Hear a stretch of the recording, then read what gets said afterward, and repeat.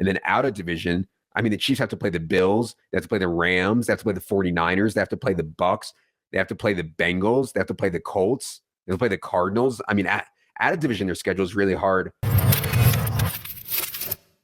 Hello, and welcome to episode 360 of the official EstablishTheRun.com podcast. My name is Adam Levitan, as always, joined by Evan Silva. And today we have a very, very special guest. This is a young man who's been crushing the awards market betting at ETR, crushing the waiver wire column.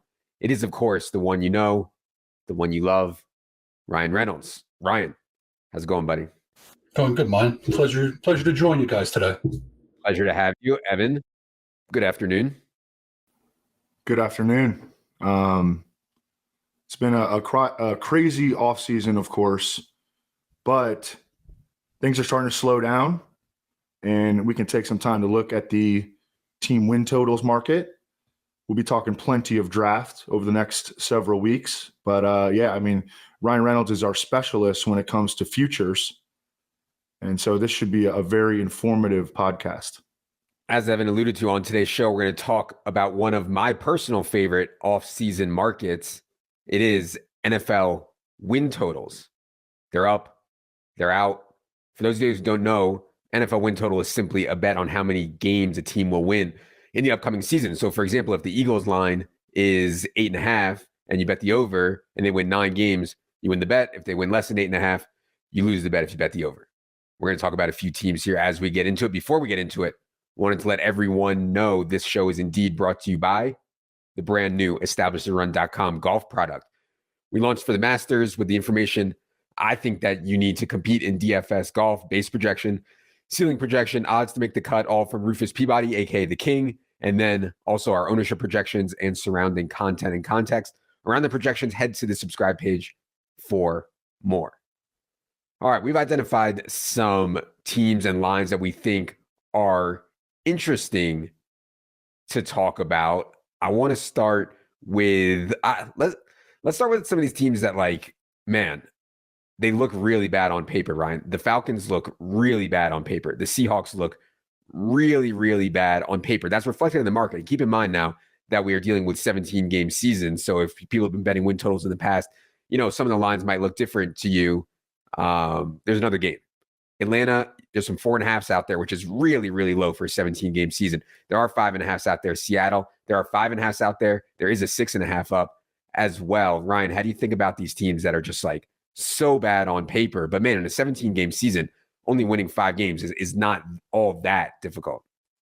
Yeah, agreed on that part. They're both very similar. Both teams are looking at a quarterback downgrade.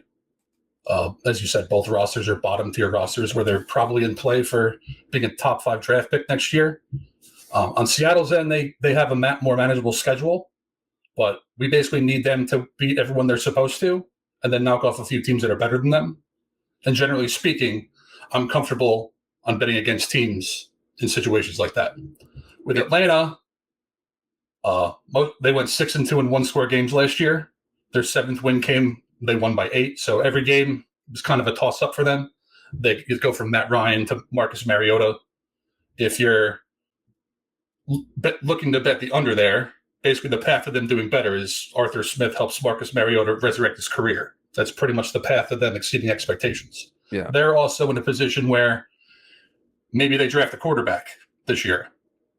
So, I definitely think they're in play to take a quarterback for sure. By the way, the Seahawks do have the 4th easiest strength of schedule adjusted for win totals. You can find that on our friends at Sharp Football website. But yeah, I mean, Evan, this Seahawks team, the thing about these teams that are like trying to quote unquote rebuild with like boomer coaches, I don't know if the boomer coaches are like up for the rebuild. You know what I mean? Right. And like the Seahawks are like sending all kinds of mixed signals. I know we've been very critical of what they've done this offseason. What do you think about the Seahawks in this like 6.5, 5.5 range?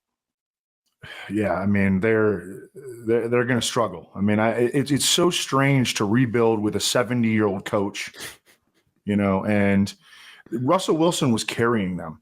You know, I mean, Russell Wilson has been carrying them for years. You see the statistics, you know, that he would put up, like Pat Thorman would put up statistics on Twitter showing that, like, Russell Wilson, his performance in, the fourth quarters of games has just been absolutely stellar in the second half, bringing them back. They really haven't been great on defense in a while.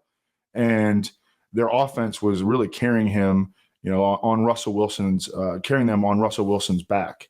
And they're not very good on the O-line.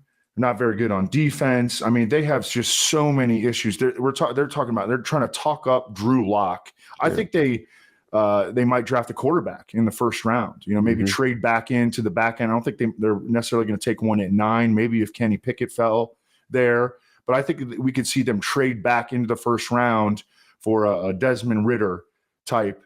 Matt Corral also has been linked to them. But, I mean, they're in a true rebuild phase, I think. Yeah. And even though it doesn't make any sense.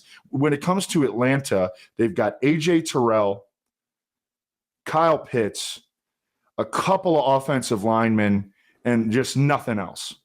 Yeah. And one thing, though, I think is that, inside the division, it's a little bit scary because Carolina is really bad, too. And New Orleans is beatable. And so that's a little bit scary to me. And I think that Arthur Smith is a pretty legit coach, and 5.5 wins in a 17-game season is just, it's so little. And that's where I get trepidation about betting they're under. I mean, we're in complete lockstep that these two teams are really bad and that they're going to be really bad, but it's just, it's so few wins to get there, Yeah. Oh, and I think you can get 6.5s on Seattle. I like the under there. I think they're going to be really, really bad and difficult ish division. I know the out of division schedule is pretty easy. Atlanta, Ryan brought up a great point about Atlanta. When you're thinking about this, like win differential and the Pythagorean stuff, like, I mean, it's so obvious that Atlanta's won more games than they should have last year. They just got so lucky in close games so many times.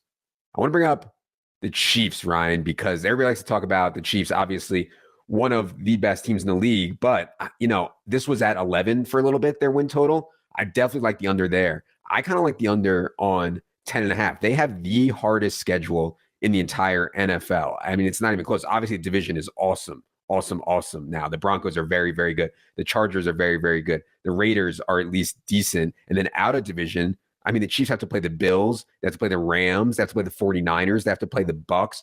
They have to play the Bengals. They have to play the Colts. They have to play the Cardinals. I mean, out of division, their schedule is really hard. Also, they lost Tyreek Hill. I think actually like non-quarterback moves, I think are typically so overrated. Losing Tyreek Hill, I think, is kind of a big deal to the Chiefs. So I think under 10.5 is still okay. What do you think about this one, Ryan? Yeah, I agree with everything you just said. One thing I'd add is everyone in the division got better and they got worse. Tyreek Hill is one of those guys who he's going to fundamentally change how they play offense. So I'm with you all the way there. Evan, can we say bad things about the Chiefs? I feel like the public is going to still be on the over because they want to bet on Patrick Mahomes. I think under's the right side, but I don't know, man. What do you think about what's going on in the AFC West? Yeah, they've won the division like 8 years in a row or something just insane. Yeah. And Andy Reid just gets double-digit wins every single year. It's a tough one for me. Like I think it's a pass. By the way, the division odds now are Chiefs still the favorite at plus 160. Okay. Chargers plus 250. Broncos plus 250. Raiders plus 600. I wouldn't even touch any of those teams. Yeah, it's just an awesome division, man. It really is an awesome. They're going to beat up on each other. It's probably going to be decided by like who has the fewest injuries. Yeah. I mean, and that's not fun analysis, but like very oftentimes like that is. I mean, these teams that like win the Super Bowl and win a ton of games, like they stay healthy, for the vast majority, and that that's probably what's going to come down to in the AFC West. What is loaded division? Oh, I know. I'm interrupting the video. Wah. But if you're enjoying this video and want to see more fantasy football and DFS content like it, please just take 2 seconds, hit the subscribe button, hit the thumbs up button. Really does go a long way for us, and we'd appreciate it. Thank you for watching, and now back to the show. Speaking of staying healthy in the AFC West, the Chargers have had talent for so long, and it seems like they always suffer more injuries than everybody else. Maybe that's just like in my head. Maybe that's like bias because I'm always think that they're a good team and I like betting on their futures, and then they just end up getting it shoved down my throat with injuries to so many key players. This year, this might be their most talented team. I don't know. I can remember for the Chargers in a really long time, and they're absolutely loaded. Chargers are at 10. I mean, their total's not that far off from the Chiefs, Ryan. What do you think about the Chargers? I think 10 minus 110 is the best line if you like over on FanDuel. Yeah, I mean, we're looking at Justin Herbert's a very legitimate MVP candidate. They maintain their offense for the most part. I would really like it if they were able to add a true deep threat in the draft. I think that would be a difference maker for them. Defensively, they definitely got better. Adding Khalil Mack to Joey Bosa gives them most likely the best edge rush duo in the league. I have some concerns with J.C. Jackson leaving New England and not taking a step back a little bit. Pretty much everyone who leaves New England doesn't exactly do as well elsewhere. One aspect of the Chargers that concerns me a little bit is the coaching staff's ability to adapt. While Brandon Staley's a smart guy, and I'll admit that going for it on their own 30 against the Raiders made me clutch my pearls a little bit because I'm a bit of a headbutt the guy in the teeth guy when it comes to football. So I think he's a smart guy, but I'm a little bit concerned about their ability to adapt for opponents. Yeah. I mean, Brandon Staley definitely did some odd things last year, but like directionally, I feel like he was correct in the way that he tried to build the team. I know we just talked about the AFC West. Evan, any more thoughts on the Chargers? Well, adding Khalil Mack and J.C. Jackson have been the headline additions for the Chargers, but they also invested a lot into like big interior run defenders just so that they have that element, on that fourth down, giving up a big run to Josh Jacobs, in the situation where he caught a ton of heat. I mean, they straight up couldn't stop the run. And we talk about this a lot. Brandon Staley is smart enough to know that, you can play like mediocre run defenses. You're almost trying to lull your opponent into running against you. But there is a cliff drop. You cannot be, this much of a sieve in run defense. And they were that much of a sieve last year.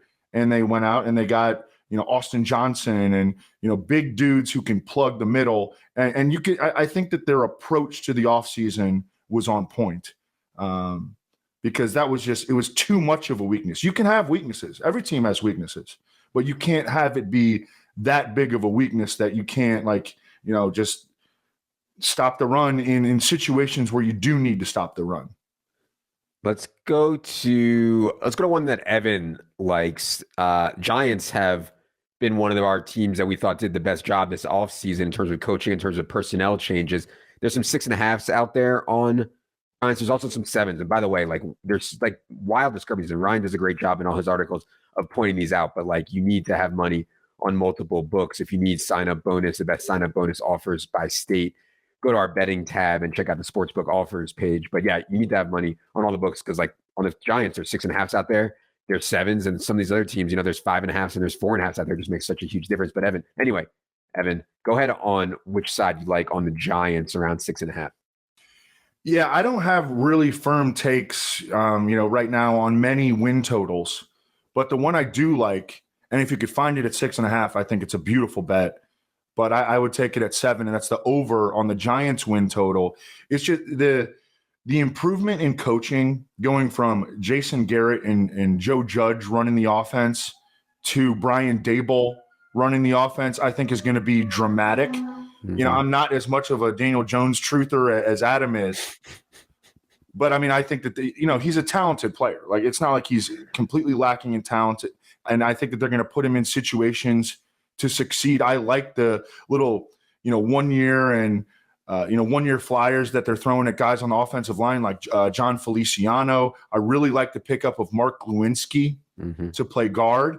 Their left tackle, Andrew Thomas, really struggled as a rookie. He came on last year. I think you can feel pretty good about him. And I like the direction of the defense. They're picking at what, number 5 and number 7. I think they could add a corner and an edge. And all of a sudden, I think that their defense is something that, to contend with. Though I know Ryan Reynolds, though, is a Giants fan. Yeah, Ryan. But he's a pessimist, though, a pessimistic fan. Yeah, all these Giants fans are miserable, just like Ryan. Ever since the Eli days. Ryan, they do have an incredibly soft schedule. I mean, they play NFC North and AFC South out of division. They also get a game against the Seahawks. I mean, it's soft for sure for the Giants. What do you think about them? Evan Ingram, addition by subtraction. Yeah, it's been a long decade as a Giants fan. And as you said, every time I leave the house, someone asks me about the Giants. So the one thing that I always say is for the first time in a long time, they have a plan, which is the thing that I'm most optimistic about. With Daniel Jones, like Adam says, he's still young. I'm not really a Daniel Jones truther either, but he does a few things well. Good RPO guy. He's a good runner, although he can't stay healthy when he runs, which is a big issue. The offensive coaching upgrade, like you said, is enormous. Schedule, like you said, too, is very manageable. And I think I don't know if we all agree on this, but Dallas got worse this year, too. They bled some talent, so the door's open. I also like that the Giants signed professional guards, which should help Jones. And like you said, I mean, whether they take a corner and an edge at 5 and 7, or they take an offensive tackle and an edge, they're in a position to get two guys that could really make an impact. And I'm probably a little pessimistic on their ability to hit the over, but that division's winnable. So I'm interested on that front. Yeah, I mean, you can make upgrades in a lot of places. Upgrading a coaching and offensive line, I feel like can actually make like a really quick difference. And that's what the Giants have done this off season. Let's stay in New York and go to the Jets. Ryan, I mean, Zach Wilson's rookie year I thought was scary, but maybe it was due to all the offensive line injuries, and they were just an absolute mess from so many different perspectives. But Zach Wilson, once he lost his offensive line, it was just like, forget it. What do you think about the Jets? You can find 5.5s out there. If they were in the NFC, I'd really like them. Even maybe as like a sneaky playoff ad, I'd be looking at Robert Saleh as a coach of the year candidate in that scenario too. The AFC is just so loaded that I still think they beat 5.5 wins, but I'm less optimistic than I would be otherwise. Yeah, well, they have one of the league's hardest schedules for sure. I mean, so yeah, that goes to your point about AFC versus NFC. Yeah. I saw some good things about Wilson. He was definitely inconsistent, like you said. Offensive line injuries. Corey Davis and Moore didn't really play together.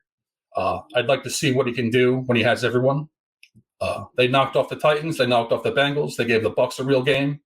And they're in a position to add secondary help, too, which should help their defense. That's like their real weakness there. So I'm optimistic, but cautiously because of the difficulty. Evan, is Zach Wilson's rookie year salvageable? I think that he showed just, a variety of weaknesses that showed up when you watched him play in college. And he wants to do so many things out of structure. And he was able to get away with that in college. And he was not able to get away with that as a rookie. But I do think that he progressed as the season progressed. He was not, you remember Mekhi Becton? I mean, he went out like in week 1 and it was like he never came back, I like the little moves that Joe Douglas makes. I think that Joe Douglas is a legitimately smart GM, even on down to like re-signing Braxton Berrios, who's an all-pro return man and might, get a shot to be their, to play a lot in the slot this year. Re-signing him like on a cheap deal, I think, moves like that are smart. I like what he's done to build the offensive line. They still have a ways to go from a roster standpoint. But I do expect Zach Wilson to take a step here in year 2. Just working with that, working in that Kyle Shanahan system. They added 2 professional tight ends as well. I mean, they've had issues at tight end. Tyler Conklin and CJ Uzoma is going to give them more flexibility from like a personnel package standpoint. I mean, they're an interesting team. I'll say that. I'm not betting on them, but they're an interesting team. Yeah, for sure. I want to stay with a team in kind of that same range. Jacksonville spent a lot of money in the offseason. They got a coaching change. Urban Meyer was just an absolute disaster. So those are the good things. Did they spend money on guys that actually make a difference? I think that's the question, Evan. I know we've been critical of Trent Baalke. What do you think about the Jaguars here at 6.5 or so? Yeah. What they did is they went and signed a bunch of like NFL starters. I mean, they're starters, but they're not needle moving players, and they paid them like at the top of the market, every guy at the top of the market, And I mean, look, to some extent you have to do that. They had the money to spend. They've got a quarterback on a rookie deal. They got to shoot their shot. Trent Baalke's trying to save his job. So I get it. I'm a little shell shocked because I like. It's embarrassing to say now, but I like the Jaguars at like plus 800 or plus 700 to win the division last year, and that was just a complete disaster. Yeah. But I don't know. I think they're back in the same range now, and they got better. And you have to expect that Trevor Lawrence is going to get better. Well, addition by subtraction with Urban Meyer also. The Jaguars last year, you can make really good case, was the worst team in the league. I mean, I know they lost the most games, but also their win differential was point differential. Was the worst in the entire league. Lost 204 points. Any thoughts on the Jaguars, Ryan, or do you want to go to the last one? No, I agree with everything Evan said, including I also was interested in them winning the division at plus 1,000. Yeah. It was a winnable division. They just, obviously, Urban Meyer was more than a problem, where Doug Peterson, who I'm kind of like lukewarm on, is a significant upgrade in stability. His offense, RPOs, Trevor Lawrence might actually run proactively under Doug Peterson. But I feel like ultimately, while they did get better, this feels like the sort of offseason where the GM ends up getting fired over it in the next couple of years, right? Yep. All right. Last one I want to hit on is the New England Patriots. Evan, we didn't get a chance to talk about the Devontae Parker signing yet. Why don't you go ahead on Devontae Parker to New England from a fantasy perspective to start, and then any thoughts on New England 8.5? Well, they're going to run the ball at one of the highest rates in the NFL. I mean, I don't think that they're going to really open it up. I think that this is how they want to play. A lot of Ramondre Stevenson, a lot of Damian Harris. Mm-hmm. They brought back James White. So I don't know. Devontae Parker is, he's a really talented guy. We've been through this for years and years and years. He struggles to stay healthy, and they're not going to throw the ball a lot. So they're so slow. Like Jacoby, I like Jacoby. I like Devontae Parker. They're just so slow. Right. Like they don't threaten anyone. No. So I don't know. In fantasy, like I think it'd be like a wide receiver 4 who gives you some wide receiver 3 weeks, maybe 1 or 2 wide receiver 2 weeks or something like that. Because I mean he's got big playability, but I don't think he's going to be like a 10 target guy or anything per week. Yeah, I my initial take on the Devontae Parker thing was he'll be overdrafted. I think people will be more excited than they should be to draft Devontae Parker. But yeah, any thoughts on 8.5? Go ahead, Ryan, on Patriots 8.5. I mean, the primary issue with them is they've bled talent, and not everyone in the AFC, but most teams in the AFC have gotten better. So in order for them to beat 8.5, Mac Jones needs to take a bit of a leap. And you have Belichick, who is a strategic edge against virtually everyone. But I understand what they're trying to do on offense. They signed Bourne and Aguilar, try to, perimeter burners. They're not elite perimeter burners, but they overpaid for those 2 guys. Belichick's always wanted a 2 tight end offense, where Jonnu Smith disappointed last year. They have the 2 runners you mentioned. James White's a check down guy for a pocket passer like Mac Jones. And Parker's another guy who can operate in the middle, operate in the seam. So I just don't think versus the other options in the AFC, that offense is good enough to really hang, and the defense got worse. Yeah, for sure. By the way, Patriots have the 24th most difficult, or 8th most difficult schedule in the league, per the opposing win totals as calculated by Warren Sharp again. We obviously know the opponents, but the actual schedule will come out 2 weeks after the draft. Yep, exactly. We'll know the order of them, but yeah, we know the opponents right now. All right. Appreciate everybody checking it out here. Hope you guys enjoyed our discussion of win totals. Ryan, tell the people where they can find you. I do a lot of stuff for you guys, obviously. I do some NFT related stuff for our friends at On the Moment. Nice. And I'll be doing some awards content next week. Nice. What about on the Twitter machine, Ryan? That's where everybody knows that's where the real winners are, is on Twitter. Tell them where they can find you on Twitter. I'm Ryan Reynolds at Ryan Reynolds NFL. At Ryan Reynolds NFL. There you go. All right.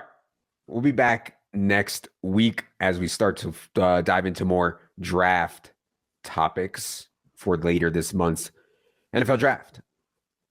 If you have not yet subscribed to us here on YouTube or anywhere podcasts are found, it is indeed free. Hit the subscribe button. For Evan, for Ryan, for producer Luke, I am Adam. Good luck, everybody.